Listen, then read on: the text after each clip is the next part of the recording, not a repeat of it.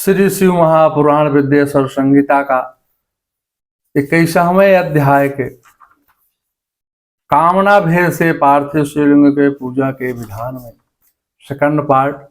महर्षियों को शिव नाम इस लिंग से नित्य पूजा करनी चाहिए।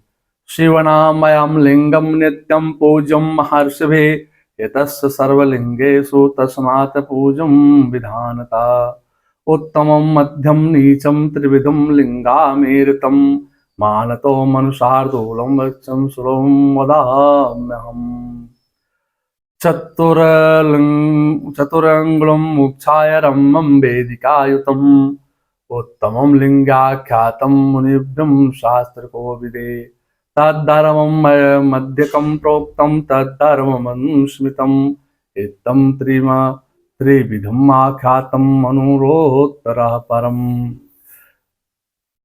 यह सभी लिंगों में श्रेष्ठ है, विधान पूर्वक इसकी पूजा करनी चाहिए।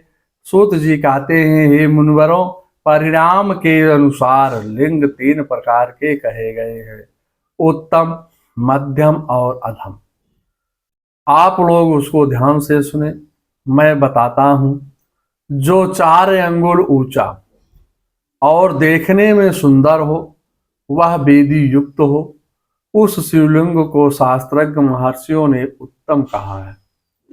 उससे आधा मध्यम और उससे भी आधा जो है वो अधम माना गया है। इस तरह 3 प्रकार के शिवलिंग कहे गए हैं जो उत्तरोक्त श्रेष्ठ हैं। जो भक्त तथा श्रद्धा से युक्त होकर के अनेक लिंगों की मन से नित्य पूजन करता है, वह मनोवांछित कामनाओं की प्राप्ति कर लेता है। चारों वेदों में लिंगार्चन से बढ़कर के कोई पुण्य नहीं है। सभी शास्त्रों का यह भी निर्णय है। विद्वान को चाहिए कि इस समस्त कर्म का प्रपंच त्याग करके परम भक्ति के साथ एकमात्र शिवलिंग का विधिवत पूजन करें। केवल शिवलिंग की पूजा हो जाने पर समग्र चराचर जगत की पूजा हो जाती है। संसार सागर में डूबे हुए लोगों को तरने का कोई भी साधन नहीं है। अज्ञान रूपे अंधकार से अंधे हुए तथा विषय वासनाओं में आसक्त चित्त वाले लोगों के लिए इस जगत में अर्थात भव सागर पार होने हेतु लिंगार्चन के अतिरिक्त अन्य कोई नौका नहीं है।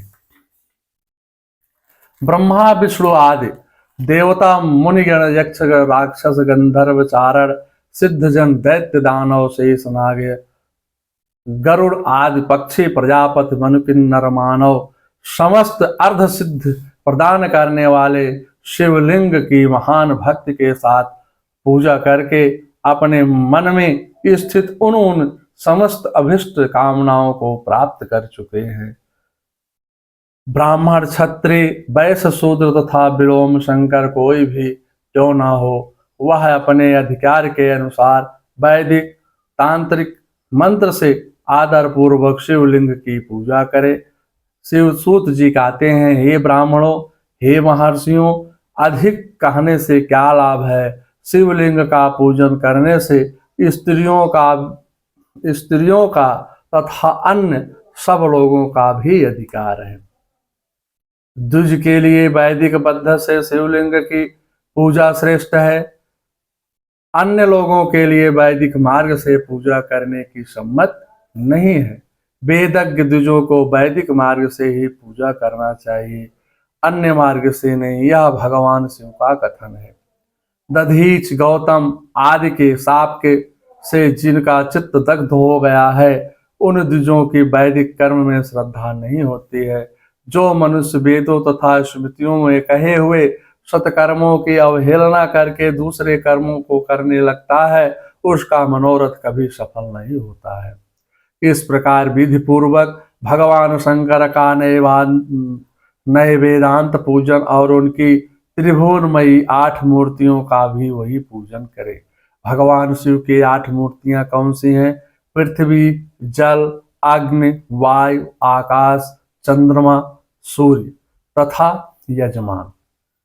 ये भगवान शंकर की 8 मूर्तियां कही गई हैं। इन मूर्तियों के साथ साथ सर्व, भव, रुद्र, उग्र, भीम, ईश्वर, महादेव तथा पशुपत, इन नामों की भी अर्चना करनी चाहिए।